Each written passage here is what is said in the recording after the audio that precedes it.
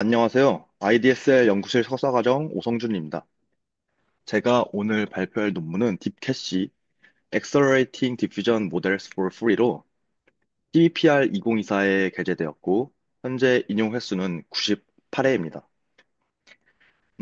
이 논문의 핵심을 먼저 요약하자면 디퓨전 디퓨전 모델에서 유닛 구조에서 스텝 간의 하이 레벨 피처 유사성을 관찰을 먼저 하고 이러한 특성을 활용해서 스텝 간의 하이 레벨 피처를 재사용해서 이미지 생성 인퍼런스를 가속화하는 논문이라고 요약할 수 있습니다.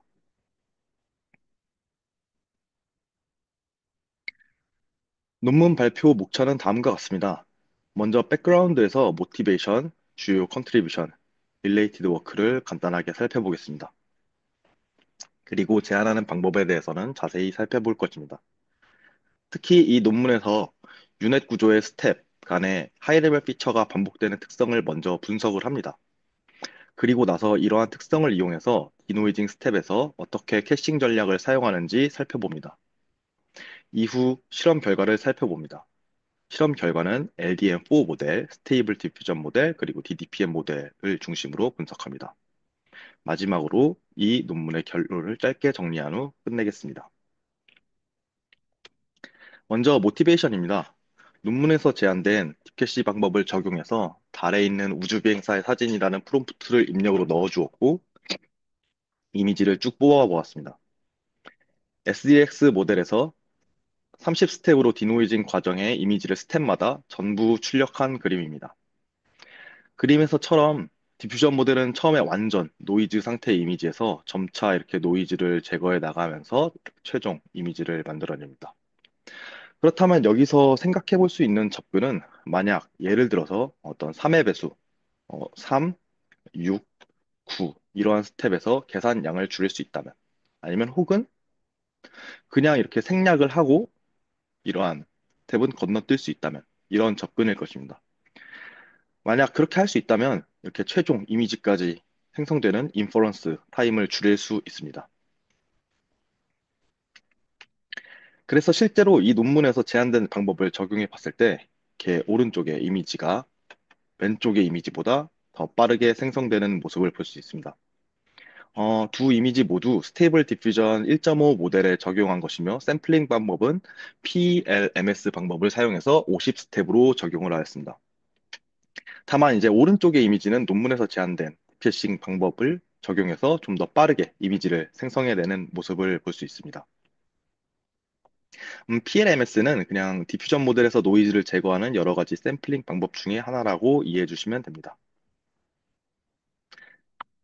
그래서 지금까지 말씀드린 모티베이션을 정리해 보자면 다음과 같습니다. 디퓨전 모델은 이미지 합성, 이미지 생성, 이미지 편집, 초해상도 이미지 생성 등 다양한 응용 분야에서 많은 발전이 있었습니다.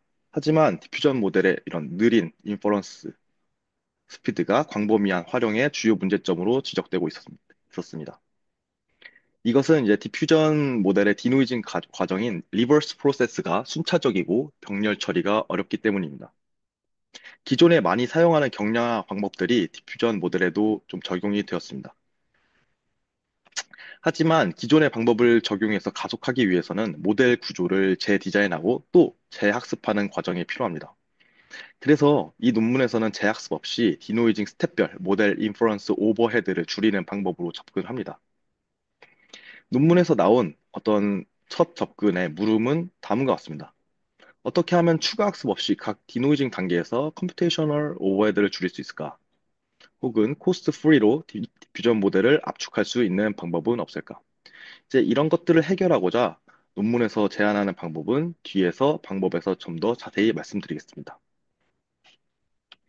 그래서 논문에서 주요 기어 포인트는 다음과 같습니다. 추가적인 재학습 없이도 더 빠르게 이미지를 생성하는 딥캐시를 방법을 제안했습니다. 이미지 생성 속도는 빨라지면서 기존과 비교했을 때 품질은 거의 떨어지지 않거나 유지가 되었습니다. 특히 이제 인퍼런스 동안 다이나믹하게 퓨전 모델을 경량화할 수 있는 딥캐시 방법을 제안했고 하이레벨 피처를 캐시하여 불필요한 연산을 줄였습니다. 그리고 이제 유니폼 전략뿐만 아니라 논 유니폼 전략을 제안해서 다양한 모델에서 다양한 환경에서 실험을 완료하였고, 재학습이 필요했던 기존의 경량화 및 최적화 방법들보다 효율적이라는 것을 보여주었습니다. 다음은 간단한 릴레이티드 워크입니다. 기존의 연구들은 샘플링 스텝 수 자체를 감소시키거나 혹은 연산량을 감소시키는 방향으로 연구를 진행해 왔습니다. 샘플링 단계를 감소시키는 방법으로는 뭐 DDIM, DPM 솔버 등 다양한 방법을 통해서 인퍼런스 가속을 하였습니다. 그리고 두 번째로는 뭐 프루닝, KD, 퀀타이제이션 등 구조적 최적화 연구가 있습니다. 기존 방법의 한계는 대부분 방법이 이제 재학습을 요구해서 프리트레이닝 모델에 적용하기 어려웠고, 그래서 이제 이 논문에서는 뭐 이렇게 2번 방법으로 접근을 했지만 각 샘플링 스텝마다 인퍼런스 시간을 줄이는 방법으로 이제 개선하였습니다. 따라서 딥캐시는 재학습 없이 모델 구조를 활용해서 인퍼런스 속도를 개선하는 새로운 방법론을 제시했습니다.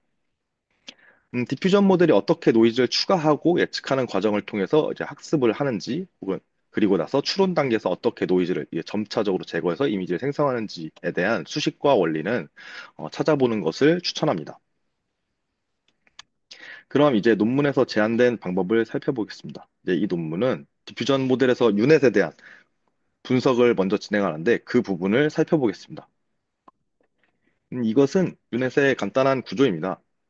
왼쪽이 블록 2로 표현되는 다운 샘플링 부분이고, 오른쪽은 블록 U로 표현되는 업 샘플링 부분입니다. 왼쪽의 다운 샘플링은 인코더, 오른쪽의 업 샘플링을 디코더라고 보시면 됩니다. 그리고 이 유넷 구조를 보시면 인코더 블록에서 디코더 블록으로 이렇게 스킵 커넥션을 해주어서 직접 피처를 전달해 주는 모습을 볼 수 있습니다.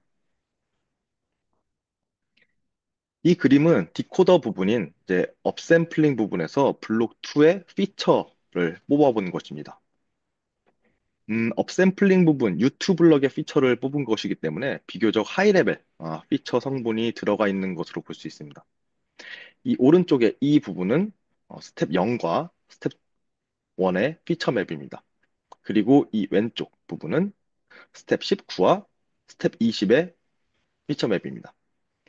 눈으로 딱 보기에도 각 스텝 간의 피처 차이가 거의 없는 것을 확인할 수 있습니다. 이렇게 인접한 스텝 간의 하이 레벨 피처가 거의 변하지 않고 유지되는 모습이 나타나는데, 그렇다면은 이렇게 스텝마다 유지되는 하이 레벨 피처들을 한 번만 계산해서 캐시처럼 저장하고 다음 단계에서 이렇게 리유즈 할 수 있지 않을까? 여기서부터 출발을 합니다. 이것은 이제 LDM4 General 그리고 DDPM 베드룸 데이터셋 그리고 스테이블 디퓨전 1.5 모델에서 모든 스텝들에서 U2 블록의 피처맵에 대한 코사인 시밀러리티 히트맵을 뽑아본 것입니다. 이제 가로축과 세로축 모두 디노이징 스텝이고, 여기 이렇게 대각선 부분은 자기 자신과의 비교이기 때문에 하얀색으로 표시가 됩니다. 그렇다면 이렇게 대각선 부분에 인접한 부분은 디노이징 스텝 간의 인접한 부분으로 이해할 수 있습니다. 그렇다면 이렇게 대각선 주변이 하얀색으로 이렇게 표시되는 것은 어떤 인접한 스텝 간에 서로 유사도가 높아서 그 스텝들 간의 시밀러리티가 높다고 볼 수 있습니다. 다음은 디노이징이 진행됨에 따라서 유사도가 이제 0.95를 표시한 그래프입니다. 가로축은 디노이징 스텝이고, 세로축은 기준 스텝에서 인접한 10% 정도의 스텝과 비교했을 때 시밀러리티가 0.95 이상인 스텝의 비율입니다. 예를 들어서 여기 이렇게 빨간색 그래프가 총 100스텝의 디노이징 프로세스를 만약 가지고 있다면, 여기 40% 부분에서는 40스텝에서 인접한 앞뒤 약 35스텝에서 45스텝 정도를 비교한 것입니다. 그랬을 때 유사도가 0.95인 것이 한 7개 정도 나왔기 때문에 여기서 이 부분에서 퍼센트 스텝이 70%라고 이해해 주시면 됩니다. 이 그래프에서 보시는 것처럼 이제 디노이징 프로그레스 정도에 따라서 피처의 유사도가 이렇게 전부 같진 않고 구간마다 구간마다 다른 것을 확인할 수 있습니다. 또한 디퓨전의 모델별로 또 다른 것을 확인할 수 있습니다. 이 부분이 하이레벨 피처를 리유즈하는 핵심 그림입니다. 이 그림과 이제 수식 4에서처럼 유튜브 블록에서 나온 피처를 이렇게 캐시처럼 저장을 해둡니다. 그리고 이렇게 캐시된 피처와 여기 이 부분 다운 샘플링 D1을 컨캣 해서 U1 블록을 만들게 됩니다. 이 과정의 수식이 U1 블록에 대한 여기에 나와 있습니다. 이렇게 컨캣을 해주게 됩니다. 다시 말씀드리자면 이전 타임 스텝에서 업샘플링 부분에서 나온 이 피처를 캐시를 하고 이렇게 캐시된 피처와 그 다음 스텝에 다운 샘플링을 컨캣해서 해당 타임 스텝의 업샘플링 부분을 만들게 되는 것입니다. 이렇게 한다면 여기 이렇게 표현된 아랫부분은 따로 계산하지 않고 다음 디노이징 과정들을 계속 이렇게 수행을 할 수 있습니다.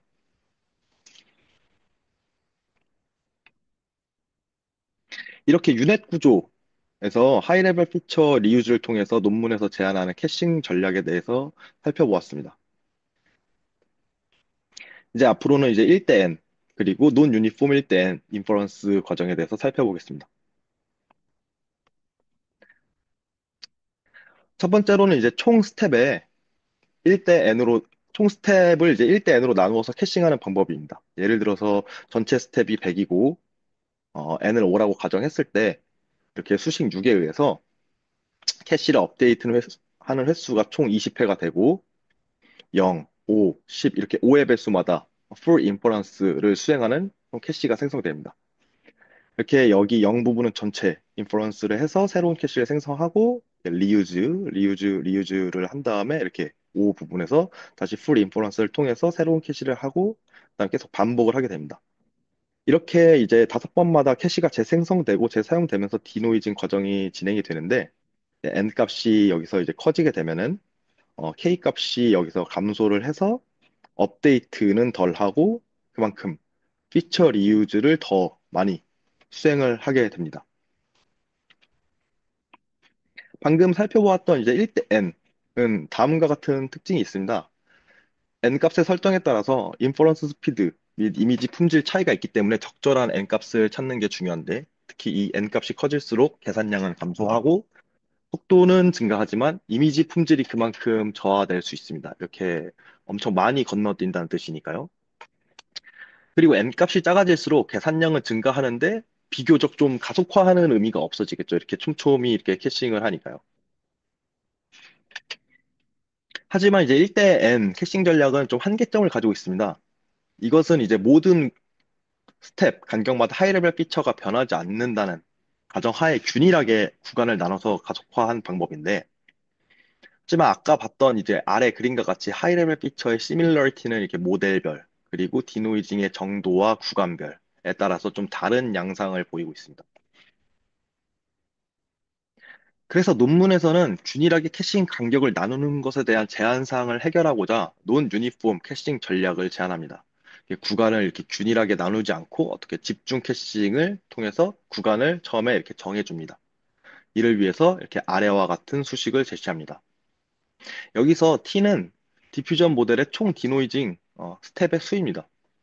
그리고 C는 좀 풀 인퍼런스를 자주 수행할 타임 스텝 주변을 결정하는 하이퍼 파라미터이고 이제 K는 여기 이 사이에서 클리핑된 구간에 캐시 업데이트를 하는 총 횟수입니다.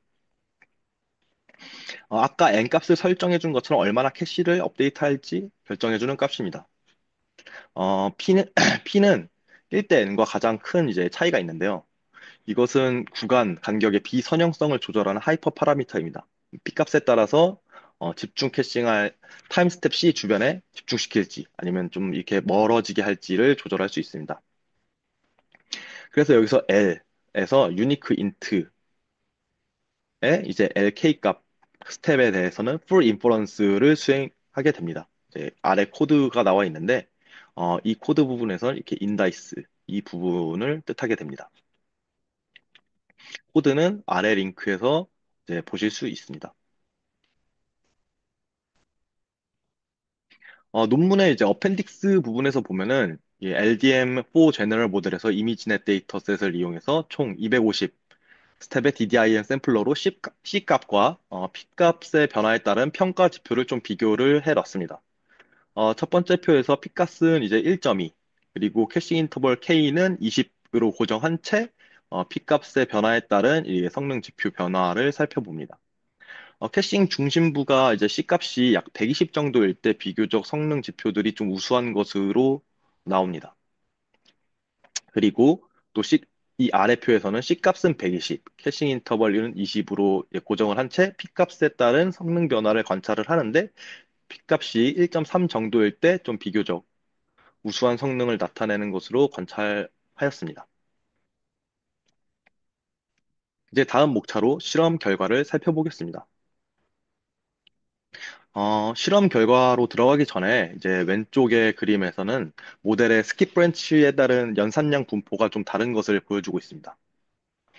DDP의 모델은 초반 브랜치에 좀 연산이 집중되어 있는 반면에 스테이블 디퓨전 1.5 버전의 모델은 비교적 좀 DDPM보다 연산이 고르게 분포가 되어 있습니다.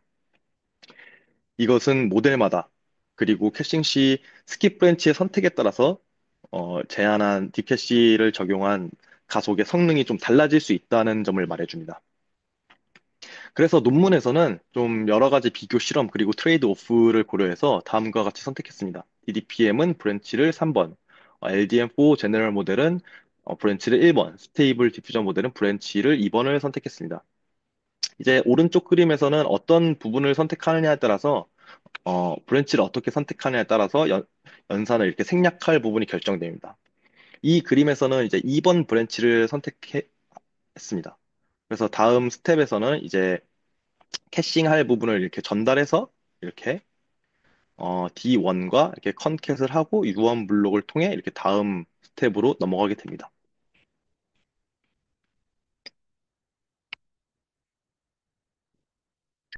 다음으로는 생성된 이미지를 평가하는 다양한 지표들에 대해서 좀 간단히 설명드리겠습니다.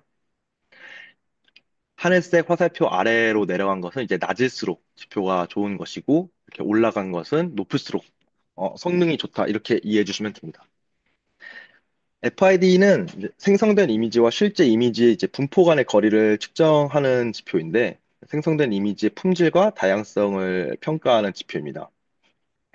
SFID는 샘플 품질 및 분포 일치도를 좀 더 다각도로 평가하는 지표이고, IS는 생성된 이미지가 좀 명확하고 다양한 클래스로 분류될 수 있는지 그런 것들을 이제 평가하는 지표이고, 프리시전은 생성된 이미지가 실제 데이터 분포와 얼마나 유사한지를 측정하는 지표로서 생성된 이미지의 품질을 평가합니다. 리콜은 실제 데이터 분포의 다양성을 이제 생성 모델이 얼마나 잘 포착하는지를 측정하는 지표로서 생성된 이미지의 다양성을 평가합니다. 클립 스코어는 이제 생성된 이미지가 주어진 텍스트 프롬프트와 얼마나 잘 일치하는지 이제 클립 모델을 사용해서 측정하는데, 이 스코어는 텍스트와 이미지의 어떤 정렬도를 평가를 하게 됩니다. 이제 다양한 모델에서 각 실험 결과를 살펴보겠습니다. 먼저 LDM4 제너럴 모델입니다. 음, 이 모델은 이미지넷 데이터를 사용했습니다. LDM4 이제 모델을 베이스라인으로 이렇게 잡았을 때, 유니폼과 논 유니폼 모두 스피드업이 올라가는 것을 확인할 수 있습니다. 특히 이제 유니폼 전략, 그러니까 캐싱 같은 경우에는 이제 N이 5일 때 인퍼런스 속도 향상이 4.12배가 있지만 품질 지표인 FID는 거의 유지를 하는 모습을 볼 수 있습니다. 3.37에 비해서 3.59는 거의 유지하는 것을 볼 수 있습니다. 하지만 이제 연산량은 한 4분의 1 정도가 줄었고, 스루풋은 7배, 아, 4배 정도 향상된 것을 볼 수 있습니다. 또 논 유니폼에서는 N이 이제 10일 때 한 7배 가까이 속도 향상을 보였습니다. 연산은 거의 7배 정도 감소하였고, 스루풋은 7배 향상되었습니다. 거의 7배. 하지만 뭐 FID 수치는 이제 4.27 정도로 기본 베이스라인이 3.37과는 약간 좀 차이가 있지만 다른 여타 7배 가까이 좋아진 이런 지표를 고려를 한다면 FID 수치는 그렇게 많이 올라가지 않는 것으로 좀 생각해 볼 수 있습니다. 다음으로는 이제 DDPM 모델에 대해서 이제 DDIM 백스텝을 적용한 결과입니다. 이제 모든 결과는 논 유니폼 샘플링으로 진행되었고, 이렇게 사이파 10, 엘선 베드룸, 그리고 엘선 철치 데이터에서 모두 유의미한 스피드 향상을 보였습니다. 특히 n 값이 이제 2에서 3, 2에서 3, 2에서 3 정도일 때는 한 50% 전후의 속도 향상을 보이면서 FID 수치는 크게 차이가 나지 않는 모습을 볼 수 있습니다. 사이파 10에서는 뭐 베이스가 이제 4.16이라고 하면은 4.35, 4.7, 그리고 DDPM에서는 6.7이면 6.69, 그리고 7.2, 그리고 여기서는 10 후반대면은 뭐 11점 초중반 후반대 이 정도의 차이인데 이제 스피드업은 많이 된 모습을 볼 수 있습니다. 마지막으로 이제 스테이블 디퓨전 1.5 버전입니다. 여기 이 위의 표는 음, 전부 PLMS 샘플러를 적용해서 BK SDM 모델과 비교한 것입니다. 파티 프롬프트랑 이제 코코 2017 데이터셋을 사용한 결과 딥캐시를 적용했을 때 모든 지표에서 우수한 성능을 보였습니다. 연산량은 낮아지고 스루풋은 올라가고 스피드업을 달성했습니다. 클립 스코어는 비교적 조금 높아지거나 비슷한 모습을 볼 수 있습니다. 아래 역시 마찬가지로 이제 스테이블 디퓨전 1.5 모델에서 논 유니폼, 이 스피드업 부분은 논 유니폼 캐싱에서 향상된 것인데요. 스피드업을 보여줍니다. 이 역시 이제 이전에 여타 다른 실험들과 마찬가지로 이제 n이 증가할 때마다 스피드업이 되는 그런 실험 결과를 보여주고 있습니다. 이 결과는 스테이블 디퓨전 1.5 버전에서 실제로 이제 프롬프트를 입력해서 이미지를 뽑아본 결과입니다. 이제 맨 아래 hours는 그냥 스테이블 디퓨전에서 이미지를 뽑았을 때, 그리고 다른 논문에서 제시된 이제 BK SDM 타이니 방법과 이제 비교를 한 것인데요. 그림에서 보시는 것처럼 어떤 정성적인 평가, 그러니까 저희 눈으로 보는 이미지의 품질은 크게 달라지지 않았음을 확인할 수 있습니다. 그런데 이제 인퍼런스 타임이 여기는 대부분 거의 4초대, 여기는 2초대인데 딥캐시를 적용한 방법은 전부 다 1초대로 인퍼런스 타임이 많이 감소된 것을 확인할 수 있습니다. 이제 마지막으로 논문의 결론에 대해서 말씀드리겠습니다. 이 논문은 기존의 모델을 이제 재학습하지 않고 가속하는 방법인 딥캐시를 제안하였습니다. 특히 유넷의 구조적 특징을 활용해서 반복되는 이제 하이 레벨 피처를 리유즈하고 컴퓨테이셔널 오버헤드를 줄였습니다. 그 결과 이미지 품질은 거의 떨어지지 않거나 유지한 채 이미지 생성, 인퍼런스 속도를 크게 향상시킨 것을 강조하고 있습니다. 제 아래 사진은 논문의 제일 첫 번째 페이지 상단에 나온 결과로 이 역시 이미지 품질은 거의 눈으로 봤을 때도 유지를 한 채 속도를 크게 향상시킨 것을 강조하고 있습니다. 제 발표는 여기까지입니다. 감사합니다.